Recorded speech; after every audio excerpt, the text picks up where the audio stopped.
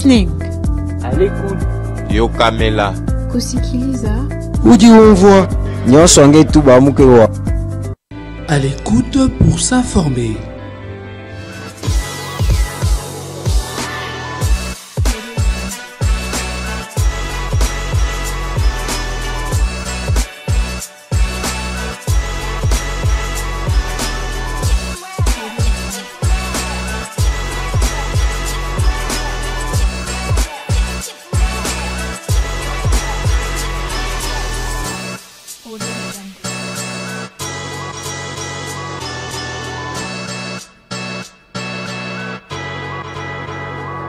À l'écoute pour s'informer. 30 juin 1960, 30 juin 2024, à 64 ans, jour pour jour, que la République démocratique du Congo a accédé à son indépendance. Madame, Monsieur, bienvenue à l'écoute. C'est cette émission qui parle de l'actualité politique et même qui traite des questions de la société et même le sport. Cette émission qui est toujours présentée par Jaël Monlois et aujourd'hui présentée par James Mouchia. On reçoit pour vous le CGA de l'Union pour la démocratie et les progrès sociaux. Il est le secrétaire adjoint chargé des questions politiques et administratives, Monsieur Deo Bizigoubalula. Avec lui, on va parler de l'avancement de la République démocratique du Congo 64 ans après. Monsieur Deo Bizigou, bonsoir. Bonsoir, M. James. 64 ans après, comment évaluez-vous la marche du pays? 64, je salue tous les téléspectateurs qui nous suivent en ce moment précis. L'évaluation, c'est en termes de lutte. Justement. Depuis le 30 juin, le peuple congolais a accédé à la souveraineté internationale. Et depuis tout ce temps-là, c'est la lutte qui continue. Cela veut dire quoi? Il y a eu la colonisation, le colonialisme. Par la suite, ça n'est suivi le néocolonialisme. Qui veut dire quoi? C'est-à-dire que c'est la colonisation de l'homme noir par ses propres frères noirs. C'est-à-dire, l'homme blanc est resté présent à travers nos frères, à travers d'autres noirs comme nous, notamment l'ancien régime Mobutu et consorts, c'est-à-dire, d'ailleurs, c'est comme ça que depuis un certain temps, il se lève de voix pour amener les Africains à quitter le néocolonialisme vers la vraie indépendance. L'indépendance qui nous a été donnée, en fait, je compare ça à un texte qu'on avait eu, je pense, quand nous étions au niveau du CO, le mouton du Petit Prince. Les moutons du Petit Prince avec Antoine de Saint-Exupéry. Vous vous rappelez? Le Petit Prince voulait demander chaque fois qu'on lui dessine un mouton. Lorsque Antoine de Saint-Exupéry dessine un mouton, il dit celui-ci est malade. Non, il va mourir demain. Celui-ci, finalement, Saint-Exupéry dessine la caisse. Il lui dit, ça c'est la caisse. Les moutons que tu veux est là-dedans. Nous aussi, l'indépendance qu'on nous a donnée, en fait, c'était pas ça, ça n'était pas ça. Donc l'homme blanc, vu l'oppression, vu la révolte des Africains, des Noirs, eh bien, il a dit voici l'indépendance. Mais en fait, c'était sur le plan symbolique au niveau de la politique, mais sur le plan économique, pas d'indépendance à tous les niveaux. Voilà comment nous. Donc le peuple congolais toujours, comme d'autres pays africains d'ailleurs, comme d'autres peuples de l'Afrique, toujours à la conquête de cette indépendance-là. Donc nous pouvons résumer que nous ne sommes pas du tout... La conquête continue. Voilà. Est-ce que de Kassavoubou, en passant par Mobutu, Laurent Kabila, Joseph Kabila et aujourd'hui avec Félix Tshisekedi, est-ce qu'il y a des efforts qui sont fournis justement pour avoir l'indépendance totale? Absolument, les efforts sont fournis, mais à travers dans ce régime-là, qu'est-ce qui est arrivé? C'est-à-dire qu'il y a des régimes qui sont faits complices complètement des Occidentaux. Et c'est le cas de le dire. L'ancien régime de M. Mobutu. Là, vous savez que nous étions à l'époque de la guerre froide, où il y avait deux blocs qui s'affrontaient, l'Est et l'Ouest, les communistes, ainsi que les capitalistes représentés respectivement par les Russes, et l'autre côté par les Américains. Et Mobutu a été cet instrument là-bas que les Américains ont utilisé. Alors ainsi que dans la guerre en Angola, donc les armes passaient par Mobutu pour approvisionner Jonas Savimbi. Et voilà. Donc, et donc, en ce moment-là, Mobutu a joué un rôle central en faveur des Américains et contre l'autre bloc. Et l'indépendance veut dire que c'est lorsque les populations, le peuple dispose de lui-même, décide souverainement. Et voilà, nous sommes à la conquête aujourd'hui de cette indépendance. Là, exactement, les efforts sont en cours. Nous avons remarqué qu'au tout début, là, il fallait d'abord avoir. Donc, pour nous, il fallait que l'homme blanc nous laisse libres. Comme j'ai dit, il ne nous a pas laissés libres. Il y a eu le néocolonialisme par la suite, et ça s'est concrétisé beaucoup plus par l'ancien régime de M. Mobutu. Et après le régime de M. Mobutu, nous avons vu l'AFDEL, d'ailleurs tous les mots dont nous souffrons aujourd'hui sont venus de l'AFDEL, la guerre, les actes de la guerre qu'on sort avec Laurent Désiré Kabila. Mais bien entendu, il y a des parenthèses. C'est que M. Laurent Désiré Kabila, il a quitté le schéma des Rwandais et des Occidentaux pour chercher à disposer de lui-même souverainement. Et c'est comme ça que les Occidentaux, Rwandais, par les Rwandais interposés, ils avaient décidé d'en finir avec lui. Et c'est comme ça qu'il y a eu tentative de mort contre lui, ainsi de suite. Bien entendu, après lui, nous avons connu Joseph Kabila, lui, n'en parlons même pas. Parce que c'est dont nous souffrons encore aujourd'hui, tout ce dont on parle de brassage, mixage, la fragilisation de l'armée et de tous les systèmes congolais, lui est venu davantage donc enfoncer les systèmes que Félix Tshisekedi n'a pas. Antoine Tshisekedi aujourd'hui, c'est presque, quand vous regardez bien, pratiquement les problèmes, il remet sur la table la souveraineté de l'État congolais. Lorsqu'il décide, voici, nous devons disposer de nos propres richesses, contrairement à l'ancien régime, qui voulait que d'ailleurs les accords de l'Émera, on en parle. Eh bien, aujourd'hui, comme vous regardez bien, nous avons évolué positivement. Là où on avait un budget de 4 milliards, là où nos matières premières n'étaient jamais transformées ici au pays, commencent à être transformées ici au Congo. Donc il y a beaucoup d'évolutions et que nous sommes en train d'engager sous le régime actuel. Alors, vous parlez des systèmes de mixage, brassage, les systèmes que Félix Tshisekedi peine encore à mettre à fin. Est-ce que cela va prendre 20 ans, ça prendra combien d'années pratiquement, parce que les premiers mandats viennent de s'achever, là on entame le deuxième mandat. Vous savez, ça prendra le temps que ça va prendre. Vous savez, lorsqu'on commence une guerre, on sait quand est-ce qu'on la commence, mais je ne sais pas quand est-ce qu'on la finit. Même pour celui qui la commence, il ne sait pas il a fini quand. A fortiori pour celui qui l'a subi, qui se défend, qui défend son pays. Le plus important, c'est que nous constatons qu'il y a nous sommes engagés. La guerre est en cours, mais pour nous, c'est une guerre de libération totale. Ça veut dire qu'on est décidé à en finir. Comme vous savez, le Rwanda et tous ses complices ne savent plus maîtriser le Congo aujourd'hui parce qu'il y a des choses qui leur échappent aujourd'hui. Félix Antoine Tshisekedi, tiens, je venais de Bukavu hier. Je suis venu de Bukavu hier. Quand vous voyez, on avait déjà enterré la SNCC. Tout ce que la SNCC, on l'avait complètement enterré. Mais je venais hier donc à bord des canaux rapides de la SNCC. J'ai posé la question sur le fonctionnement de cette société. Mais cette société-là renaît. Elle n'avait plus jamais eu de bateaux depuis pratiquement 20 ans. Maintenant, elle a des bateaux, des petits canaux qui transportent les gens sur le lac. C'est comme ça que moi j'ai quitté hier Bukavu à 7h30. À 10h30, j'étais à Goma. J'ai pris le vol de 11h30. Je suis arrivé ici à Kinshasa à 13h30. J'étais ici à Kinshasa. Donc, et en ce moment-là, il n'y avait que des privés qui étaient en train d'exploiter. Maintenant, avec fait son temps Tshisekedi, c'est la résurrection de l'État qui est dans les intérêts et de l'État. Voilà. Alors, comme nous parlons de l'indépendance totale, avant d'aborder des questions en rapport avec l'actualité, on parle de l'indépendance totale. Et pour parler d'indépendance totale, ça veut dire qu'il y a des actionnaires, des personnes qui font à ce que nous puissions avoir, notamment les partis politiques. Et vous, il faut les souligner, vous êtes de l'Union pour la démocratie et les progrès sociaux, la formation politique du feu, Etienne Tshisekedi Wamulumba. Qu'est-ce que l'UDPS, parce que vous êtes de cette formation politique, qu'est-ce que l'UDPS est en train de faire? Vous êtes au pouvoir pour que la population aujourd'hui, pour que nous, population, nous puissions avoir l'indépendance en toute intégralité.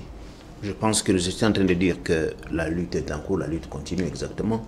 Et quand je disais, sous l'égide de Félix Antoine Tshisekedi, l'UDPS a accédé au pouvoir. On n'a pas un pouvoir total, bien entendu. Mais nuançons aussi que quand on parle de l'indépendance, cela ne veut pas dire que vous vivez en autarcie. C'est-à-dire vous décidez ou vous disposez de votre souveraineté, mais vous êtes en coopération avec les autres États. Je voudrais rappeler ici que les États n'ont pas d'amis. Ça, c'est un principe qui régit les relations internationales. Les États n'ont pas d'amis. Les États n'ont que des intérêts. Chacun défend ses intérêts. Et lorsqu'il se trouve qu'un État est faible, on marche sur lui. Lorsqu'on a un leadership qui est faible, on marche sur ce pays-là. Parce qu'il ne sait pas défendre ses intérêts. Mais vous avez constaté aujourd'hui que monsieur Paul Kagame, à l'époque, il pouvait décider de prendre Goma, Bukavu, Uvira en une semaine, 2 semaines. Les villes tombaient. Je rappelle chaque fois une histoire qui n'est pas très très lointaine. En 2002, je pense, lorsque monsieur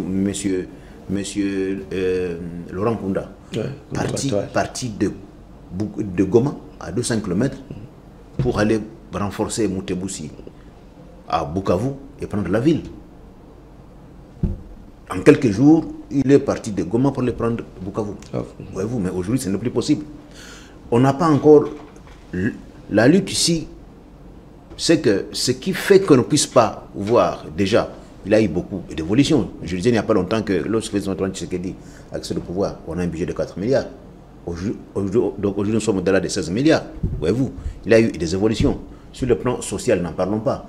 Lorsqu'on dit que, lorsque vous voyez les problèmes que nous avait légués l'ancien régime ici, où on avait liquéfié complètement l'État, quand vous voyez, quand on parle des ports de la SNCC, quand on parle pratiquement l'armée qui était infiltrée, quand vous voyez la jeunesse qui était complètement abandonnée, quand vous voyez, dans tous les secteurs, les voyants donc étaient au rouge. Nous sommes à l'état maintenant de redressement. C'est ce que l'État est en train de faire aujourd'hui. Mais, malheureusement, il y a eu cette guerre aussi. La guerre suppose des dépenses massives parce qu'il faut défendre l'État. Je voudrais vous dire que si vous aussi, ici, on vous apprend que votre maison prend feu, à l'instant même, cette émission va s'arrêter.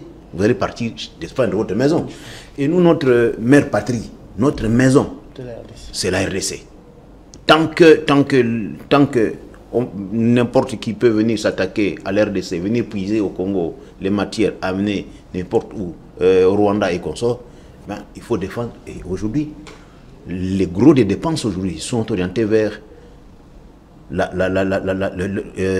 les moyens à donner à notre armée. Aujourd'hui, nous avons la loi de déploiement militaire, donc ministère de la Défense. Aujourd'hui, contrairement à hier, lorsqu'on voyait les militaires congolais, même la tenue, elle était... bon, les militaires, ça laissait beaucoup à désirer. Mais aujourd'hui, l'armée est en train d'être équipée suffisamment, l'armée est en train de se requinquer. Il y a l'opposition qui vous accuse d'être incapable, je les cite, incapable de sécuriser la population. Comment est-ce qu'on est incapable? Pourquoi? Voyez-vous, rappelez-vous, l'AFDL est partie de l'Est jusqu'à Kinshasa ici, d'octobre jusqu'au mois de mai. Donc 7 mois ont suffi pour prendre tout le pays. Mais voyez-vous, c'est depuis plus d'une année que Kibunaka n'était tombé. Eh bien, Bukavu n'est pas tombé, Goma n'est pas tombé. Ça veut dire que, pour l'instant, n'oubliez pas qu'au même moment, le travail se fait pour désinfiltrer l'armée. Parce que l'armée, voyez-vous, lorsque vous avez eu un James Kabarebe qui a commandé l'armée pendant des années, un Rwandais qui était devenu ici chef d'état-major de l'armée, pensez-vous qu'il facilitait le travail à ce moment-là? Ah non, absolument pas. Tout en sachant que derrière le Rwanda, vous avez des puissances. La RDC ne se bat pas contre le petit Rwanda, absolument pas. C'est plus voir les puissances qui sont derrière. Mais parce que le Congo, Dieu nous l'a donné comme notre pays. Vous et moi, on n'a jamais choisi, Félix Antoine Tshisekedi, le chef de l'État, n'a jamais choisi d'être Congolais. Dieu a fait que moi et vous, nous soyons nés Congolais. Notre maison, c'est ici. Notre maison, nous devons la défendre absolument.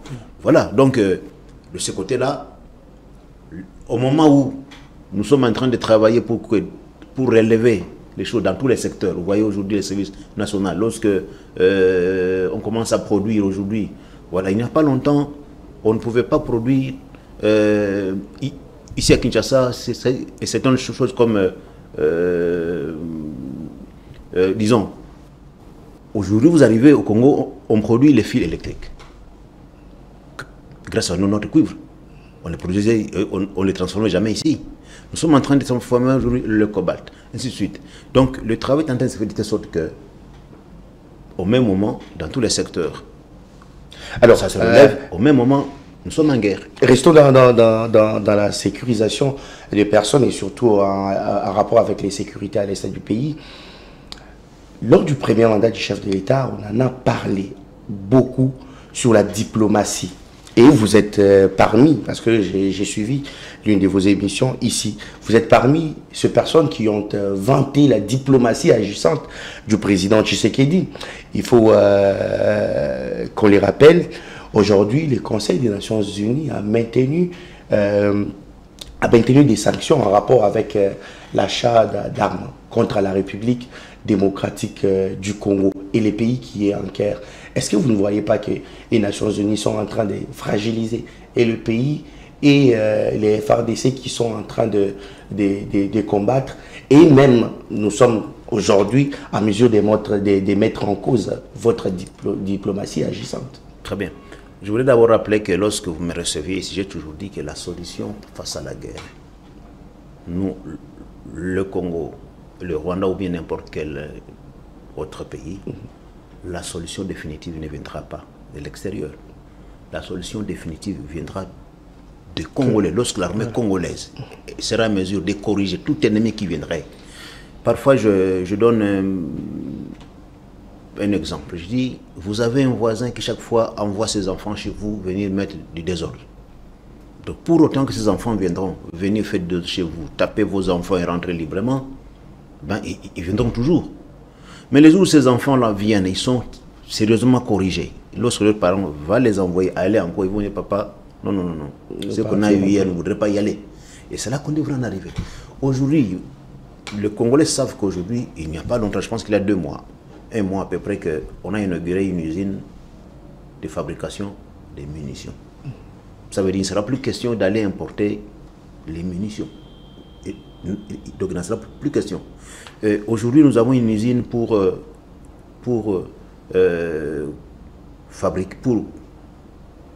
fabriquer, coudre les tenues militaires. Il y en a déjà avec l'ancien ministre de la Défense, Kabanda. Jadis, les tenues étaient importées de Chine et consorts. Mais aujourd'hui, ces tenues, c'est ici même que c'est produit. Voyez-vous? Donc il y a un travail qui se fait pour que le Congo se prenne en charge sous Félix-Antoine Tshisekedi. Donc on va arriver au moment où nous serons en train de tout produire, parce que Dieu nous a doté d'autant de potentialités. Et c'est ce dont le monde effectivement a peur. Le monde entier, les puissances ont peur de voir le Congo, à qui Dieu a tout donné, de se relever.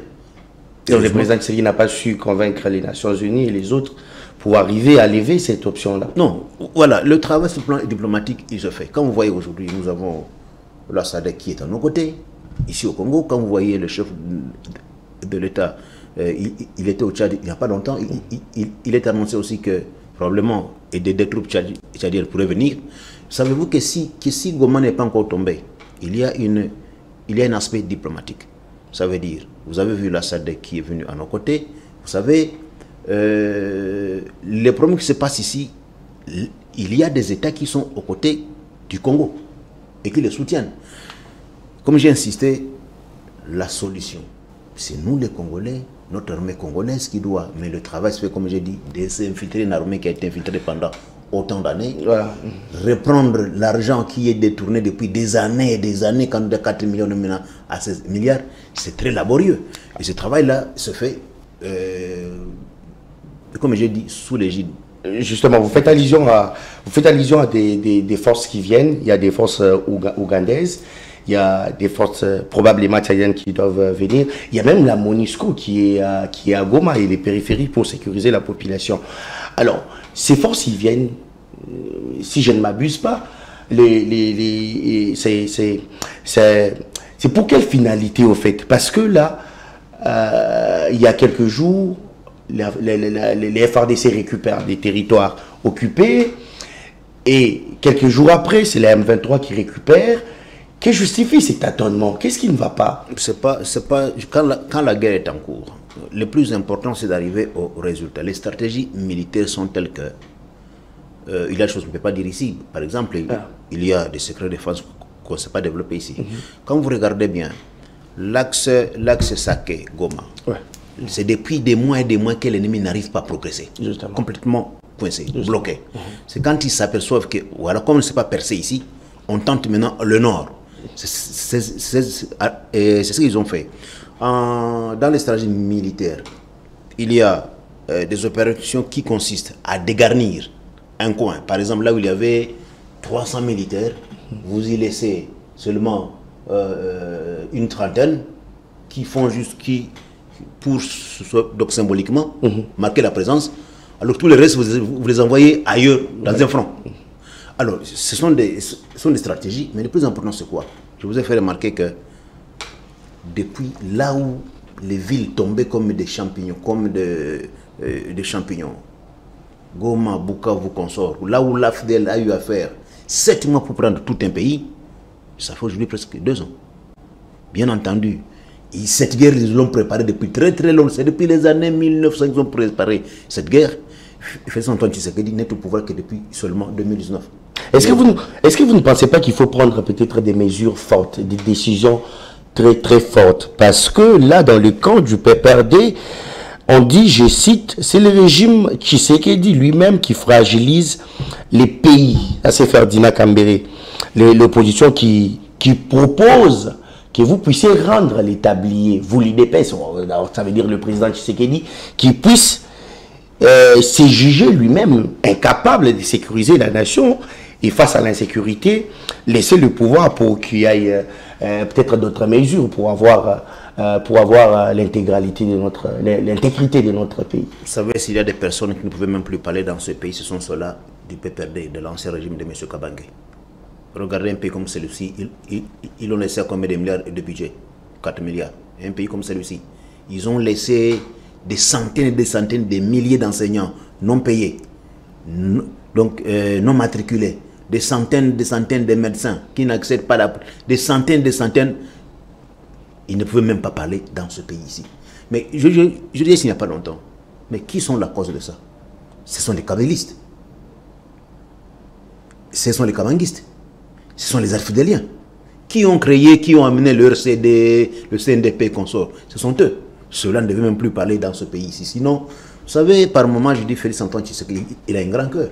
Mais sinon, parmi les mesures dont parlait là, vous savez que lorsqu'il faut sauver un pays, parfois, il faut aller au-delà. Et je pense que les mesures très très fortes, on y va progressivement.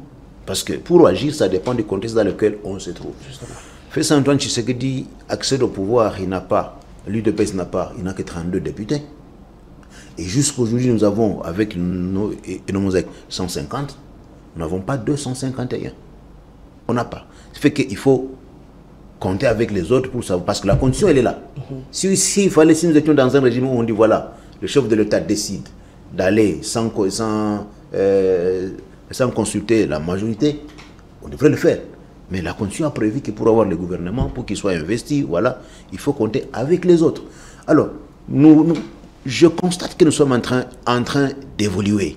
Ce ne sont pas les personnes qui ont légué à ce pays ici 4 milliards de dollars comme budget, qui ont ruiné le pays. Regardez, là où ils ont liquidé les entreprises du pays, en créant des entreprises privées, là où, voilà, vous suivez les débats qu'il y a à l'ONATRA, avec les ports privés. Au lieu de laisser l'ONATRA exploiter les ports, ils ont créé des ports privés. Là où on avait... Je parlais ici de la SNCC il n'y a pas longtemps. Mais elle est en pleine résurrection. Et ce ne sont pas ces personnes qui devaient parler encore aujourd'hui. Comme nous sommes en démocratie, et que nous-mêmes, les personnes, on prend l'état des droits, où nous laissons... Vous n'avez qu'à voir comment déjà, nous-mêmes au niveau interne, le parti, nous avons la liberté d'expression. Et comme nous l'ont légué nos fondateurs, notamment Tshisekedi, la liberté d'expression. Mais sinon, il y a des personnes qui ne devaient plus parler dans ce Alors, on va parler du social de la population et de la gouvernance. Est-ce que l'Union sacrée va bien? L'Union sacrée, elle va bien. Bien entendu, il n'y a jamais eu dans la société humaine, on n'a jamais dit que dans la société humaine, que tu es parfait. Et d'ailleurs, même au ciel, tout n'est pas parfait. Tout n'a pas été parfait. Du moins, ce que moi je sache aujourd'hui. Pourquoi nous lisons les évangiles. Mais Satan est venu d'où? N'était-il pas l'ange des Lumières? L'ange des Lumières. Jusqu'à ce qu'on l'a précipité sur la terre. Ça a eu lieu où? C'est pas sur la terre, c'était au ciel. Pour dire que même au ciel, il y a eu des problèmes. C'est pas dans la société humaine, dans une association. Regardez ce qui se passe dans les églises ici, là où on dit au nom de Jésus, au nom de Jésus. Est-ce que tout va bien là-bas? Mais non, absolument pas. Comment voulez-vous que nous qui prenons la démocratie, où nous laissons, vous savez, dans les églises, quand le pasteur a dit, tout le monde dit Amen, Amen, Amen. Mais même là, tout n'est pas parfait. Comment voulez-vous que nous, là où nous l'UDPS, qui prenons l'état des droits, la démocratie, nous qui avons commencé cette lutte avant les autres, comment voulez-vous que nous ne puissions pas laisser les autres s'exprimer librement? Alors, l'Union sacrée, elle est là, elle continue à travailler, pour autant que nous avons eu le gouvernement qui est là. Qui a fait près de 7 mois pour être dévoilé. Tout ça, j'appelle ça moi les douleurs d'enfantement. Parce que Fils-Antoine Tshisekedi tient à respecter les procédures démocratiques, tient à respecter la Constitution. Et ça prend du temps. On n'a pas de choix parce que la Constitution a prévu tous les délais. Le délai en dehors lequel on doit avoir les élections. Le délai en dehors lequel il faut introduire des recours. Le délai en dehors lequel... Et les recours, ce n'est pas à un seul niveau. Vous avez des recours qui partent... de la CENI à la Cour. La CENI, ainsi de suite. Même pour contester même la candidature. Même contester les candidatures. Et on a vu dans ces pays pour la première fois la candidature d'un chef d'État en fonction contredite. On est même allé à la Cour constitutionnelle pour chercher à disqualifier la candidature du chef de l'État. On a vu à la CENI les chefs de l'État pour la première fois et tous ses concurrents. Donc nous avons suffisamment évolué, mais tout ça c'est par rapport au texte que Fils-Antoine Tshisekedi respecte. Lui-même il est issu de l'école de fait son père, l'UDPS. Voilà, il semble d'ailleurs qu'il a émis le vœu de changer la Constitution. Je ne l'ai pas entendu moi, en tout cas peut-être comme j'étais en route venant... alors on les raconte qu'il le veut. De toute façon, moi à ma connaissance, au nom de l'UDPS, parce que je parle ici au nom de l'UDPS, il n'a jamais été question pour nous d'imaginer le changement de la Constitution. Pour nous, ce n'est pas l'ordre du jour. Peut-être dans le camp de l'Union sacrée, ils envisagent. En tout cas, nous, je parle au nom de l'UDPS. Alors, peut-être une autre question pourquoi tous les projets initiés par les chefs de l'État, ça boite un peu? Et c'est toujours des personnes de la formation politique du chef de l'État qui sont citées. D'abord, moi je viens de Bukavu. Maintenant, là, la route Bukavu qui va vers Uvira est arrivée au niveau de Nyangezi. Les travaux vont rapidement. Donc là, je pense que bientôt, là, il y a même des Congolais qui commencent à lancer des vidéos. Donc enregistrer des vidéos pour dire aux Rwandais, au revoir Rwandais, on ne passera plus jamais chez vous. Parce qu'ils vont partir. Non, voilà. Parce que pour quitter Bukavu, il faut passer par le Rwanda. Il faut passer par le Rwanda pour aller vite, parce que là, il y a une bonne route de consort. Et notre route qui va passer par Ngomo est en train d'être réhabilitée. Voyez-vous. Donc je pense que le Congo, c'est un grand chantier. Les travaux se font. Mais comme ce n'est pas encore à la hauteur des attentes, parce qu'un pays qui a été détruit pendant 40 ans, 50 ans, ce n'est pas en 2 ans qu'on vient... alors, parce que vous faites allusion aux personnes... Parce que vous faites allusion aux personnes qui auraient mal travaillé, qui auraient... Mais qu'est-ce que nous disons? Quand nous disons l'état des droits, ça veut dire quoi? Un individu ne vient pas se substituer à une institution.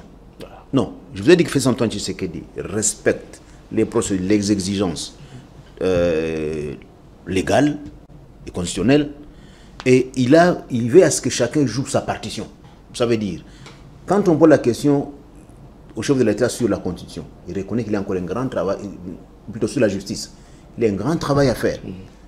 Et les mutations se font. Ce n'est pas encore vraiment à la hauteur. Moi, je dis au nom des UDPS que moi, je suis très exigeant vis-à-vis de l'UDPS et de ses membres. On peut accepter que d'autres personnes soient en train de commettre des erreurs, mais nous qui nous sommes battus pour ce pays pendant 37 ans, dans l'opposition en tout cas, moi je suis très exigeant. C'est comme ça que moi je voudrais que, lorsque, bien entendu, les Congolais sont égaux, mais moi je demande à la justice de faire son travail, mais les magistrats aussi ne doivent pas oublier qu'ils seront jugés par l'histoire aussi. Le moment venu, vous savez, tout finit par se savoir. Voilà. Là je dis au magistrats, tout finit par se savoir. Vous savez, lorsqu'un pays a été dans la corruption, gangréné par la corruption pendant des décennies et des décennies, on ne change pas du coup. Hein. Et surtout quand on est dans la démocratie, on laisse aux juges le temps de pouvoir apprécier. Et c'est des millions qui partent, des millions de Congolais. Les millions de francs congolais, de dollars. Des dollars, bien oui, sûr. Mais vous avez suivi les récents dossiers des forages. Je constate qu'il y a eu des évolutions positives. Je vous ai fait remarquer ici que lorsque M. Kabila quitte ses pouvoirs, il s'est avec un budget de 4 milliards. Quand vous comparez 4 milliards à 16 milliards, c'est une évolution positive. Justement. Ça veut dire on ne vole plus comme on volait hier. Mais on vole quand même. On reconnaît qu'on continue de voler, mais ça devient 400 moins que la fois passée. Alors, le travail va se faire. Et c'est comme ça que moi je suis exigeant vis-à-vis. Je vous ai parlé des pesanteurs. Lorsqu'un parti politique n'a pas à lui seul la majorité et qui doit recourir à des partenaires, mais qui sont ces partenaires aussi? La plupart sont les mêmes qui étaient avec les anciens régimes, pour autant que l'élection au Congo nous renvoie des résultats. Vous savez qu'ici au Congo, pas seulement au Congo, et dans les pays du tiers-monde en général, on ne lit pas, on ne vote pas une idée. Non. On vote une personne. Il y a donc, donc, le vote, il est orienté par des sentiments d'appartenance tribal, régional, et ainsi de suite. On dit qui est le nôtre. Vous avez vécu même des gens. Quelqu'un est sanctionné pour avoir détourné. Mais vous apprenez qu'il y a des gens, ses frères, qui disent non, non, non, s'il vous plaît, libérez-le, c'est le nôtre. Ah mais non, ça ne doit pas aller dans ce sens-là. Mais bien entendu, plus on va évoluer dans la démocratie, plus ça va s'assainir. L'assainissement va continuer. Et je pense que plus on va évoluer, plus le peuple congolais pourra accéder à mieux. Parce qu'on va citer aussi à l'assainissement de la classe politique. Alors que moi j'appelle la classe politique. Vous avez insisté sur les budgets qui est au-delà des 16 milliards. Vous avez insisté plus de 3 fois. Mais est-ce que ces budgets... Qu'est-ce que ces budgets fait concrètement dans les chefs de la population? Parce que vous venez de Bukavu, messieurs de Visibu, vous avez quand même vu que la population croupit dans la misère et la pauvreté. Est-ce que ces budgets profitent justement aux politiciens ou aux autorités ou à une classe de personnes, de Congolais, ou bien les Congolais ils bénéficient de quelque chose? Les budgets profitent aux Congolais. Je vous ai fait allusion il n'y a pas longtemps, lorsque j'ai quitté Bukavu hier. J'ai eu à échanger avec les agents de la SNCC qui m'ont appris que la SNCC a 4 canaux rapides aujourd'hui qui ont été inaugurés par le chef de l'État au mois de décembre. Ça n'a pas été acheté sur fonds propres de la SNCC. Non, c'est l'État. C'est ce budget-là qui vient. Et cette entreprise-là renaît. Les Congolais voyagent à nouveau. Là où les billets revenaient pour quitter Goma et Bukavu, c'était 60-70 $. On est aujourd'hui à 35 $, entre 50 et 35 $, voyez-vous. C'est le peuple qui gagne. Là où vous aviez les enfants qui n'allaient plus à l'école, avec la gratuité, nous avons aujourd'hui près de 4 millions, 5 millions d'enfants qui sont rentrés à l'école, qui gagnent. Ce sont les populations qui gagnent. Quand vous voyez tous ces enfants là-bas, quand vous voyez tous nos militaires, comment ils étaient, et donc à l'époque, on n'a pas encore atteint. Parce que, comme vous avez dit, le vol, continue à un certain niveau, la corruption continue à un certain niveau. Mais ce qui est très important, c'est qu'il y a des avancées. Alors, Monsieur Deobizi, vous parlons pour chuter peut-être de ce qui s'est passé le week-end dernier. Il y a le gouverneur qui est élu de la ville de Kinshasa et celui de Lubumbashi. Ils sont tous élus, ils rentrent dans leurs provinces respectives pour être investis par l'Assemblée provinciale, les assemblées provinciales. Et là, c'est les VPM de l'Intérieur qui envoient un document pour dire non. Et pourquoi? Parce qu'ils ont nommé des ministres au-delà de l'effectif exigé par les lois. Alors, quand on essaie d'effiner, il semble qu'il y a eu des mots d'ordre des partis politiques disant quoi? Non, vous pouvez encore ajouter des gens, il n'y a pas de problème, c'est notre VPM, on va échanger avec lui. Est-ce que c'est comme ça qu'on peut conduire une nation? Non, je voudrais d'abord féliciter le VPM de l'Intérieur, Maître Jacquemain Chabani, parce que c'est depuis 2006 qu'on a évolué dans la violation de la Constitution. Et chapeau bas à lui, parce qu'en ce moment-là, la Constitution prévoit que le gouvernement provincial ne peut pas dépasser 10 membres. Mais quand on voit comment les autres fonctionnaient, ils vous disent qu'ils ont 10 ministres. Et puis ils ajoutent des secrétaires exécutifs. Et puis ils ajoutaient qui ont rang des ministres. Voyez-vous? Et puis la liste est longue. Non, mais Maître Jacquemain Chabani dit non, ça s'arrête.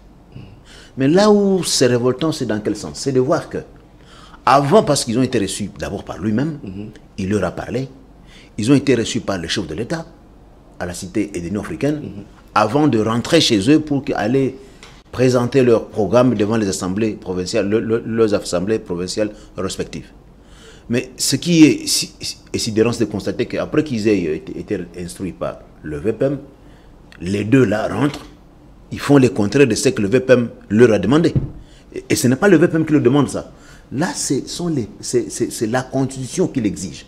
La loi, donc la mère de toutes les lois, qui prévoit qu'on ne doit pas avoir plus de 10 ministres. Et pendant qu'on est en train de... Pendant qu'il faut réduire les trains de l'État, le gouvernement ici a été réduit, il n'est plus comme auparavant. Oui. Pendant qu'on est en train de penser réduire les trains de l'État, voilà, les autres veulent aggraver, continuer à dépenser. Voilà, moi je pense que Maître Jacquemain Chabani joue bien sa partie. Alors selon certaines informations, il semble que quand on les avait reçu par le chef de l'État, il a dit si vous pensez que la province ne peut pas être dirigée par 10 ministres, vous pouvez ajouter des secrétaires, 2, 3, 4. Je ne le pense pas, parce que d'abord, ils ont été reçus en présence du VPM de l'Intérieur, M. Jacquemain Chabani, qui les avait déjà reçus. Je vous ai dit ici que Félix Antoine Tshisekedi, le chef de l'État, est respectueux des textes qui régissent notre pays, en commençant par la Constitution. Quand vous avez regretté qu'on ait pris assez de temps par rapport à la mise en place du gouvernement, tout ça, c'est parce que les mécanismes prévus par la Constitution et les lois du pays, ces mécanismes sont très lourds. Et c'est ce qui a conduit à ça. Je ne vois pas que M. Jacquemain Chabani, qui participait à cette réunion-là, cette audience, cette réception-là, à l'honneur du gouverneur, que lui-même vienne dire les contraires, le chef de l'État aurait dit. Non, ça, ce sont les mauvaises langues qui disent ça. Donc, lorsque M. Jacquemain Chabani les interpelle, il les appelle à venir ici pour leur parler la deuxième fois, ça veut dire que ce n'est pas le chef de l'État n'a jamais dit ça. Alors, on va terminer cette émission avec deux petites questions. Vous allez regarder la caméra. Monsieur Deobizi Balola, la population qui espérait le paradis avec l'arrivée de Félix Tshisekedi, la population qui a chanté Mwana Papa, la population qui a crié que Félix Tshisekedi Papa Yenzali Sili. Aujourd'hui, quand on prend l'image, la photo de Félix Antoine Tshisekedi Tshilombo, on donne à ce Congolais de Kanyabayonga, on donne à ce Congolais de Kabeya Kamwanga, on donne à ces Congolais de Kalambambouji, on donne à ces Congolais de Bounya, de Boutembo. Qu'est-ce que cette image représente pour ce Congolais-là? Chacun est dans un milieu où il connaît le changement qui lui a été amené par Félix Antoine Tshisekedi, chacun vit une réalité. D'abord, comme j'ai dit, sur le plan social, sur le plan des infrastructures. Par exemple, ce n'est pas une population qui vit, par exemple, dans la commune de Mongafula, ici à Kinshasa, qui n'avait plus jamais eu la route Elengesa, qui ne l'avait jamais vue. Qui va dire non, Félix qui n'a pas fait un travail. Aujourd'hui, quand on prenait la route qui va vers Njili Brasserie, qui a été ouverte. D'ailleurs, bientôt là, Kinshasa va être désenclavé grâce à une route qui va quitter pratiquement vers Pompage, UPN et Conso pour déboucher sur Njili Brasserie. Donc,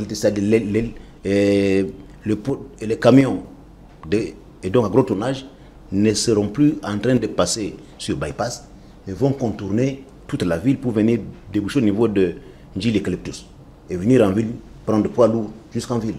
Et partout les travaux se font.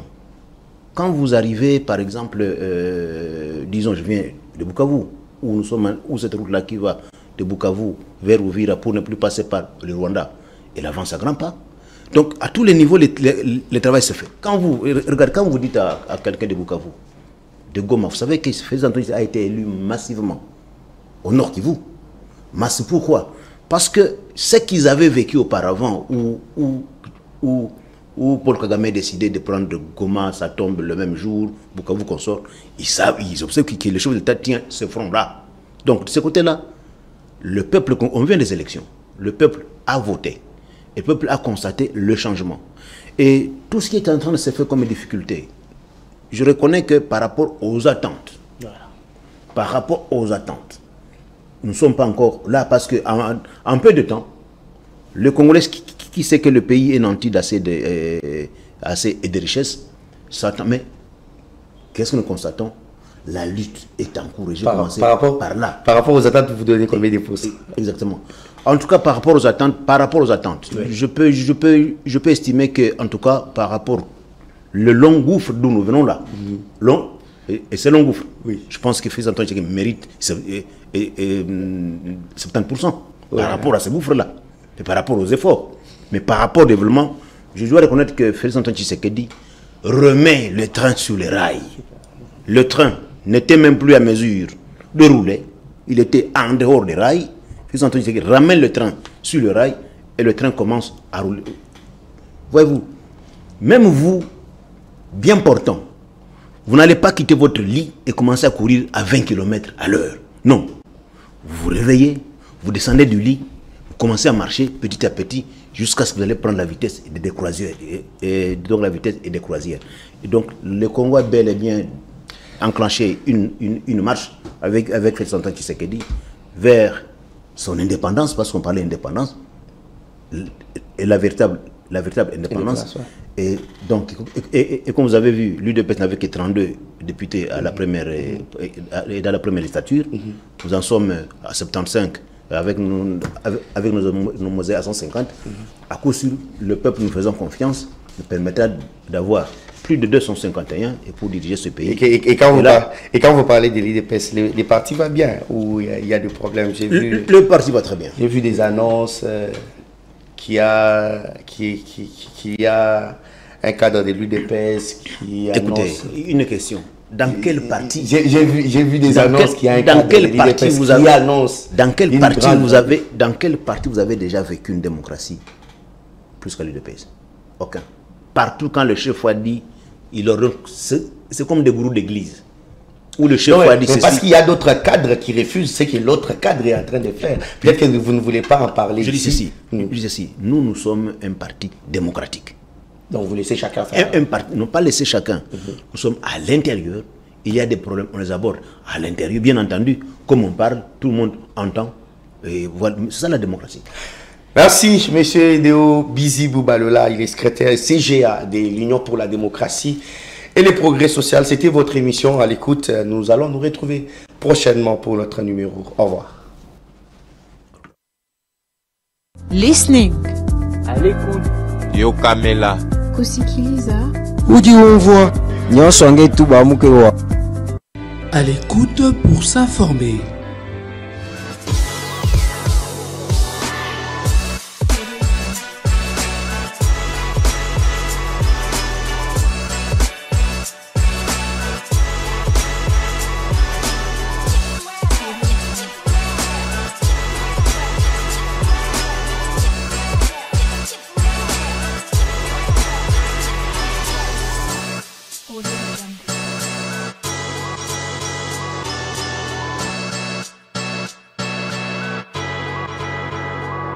À l'écoute pour s'informer.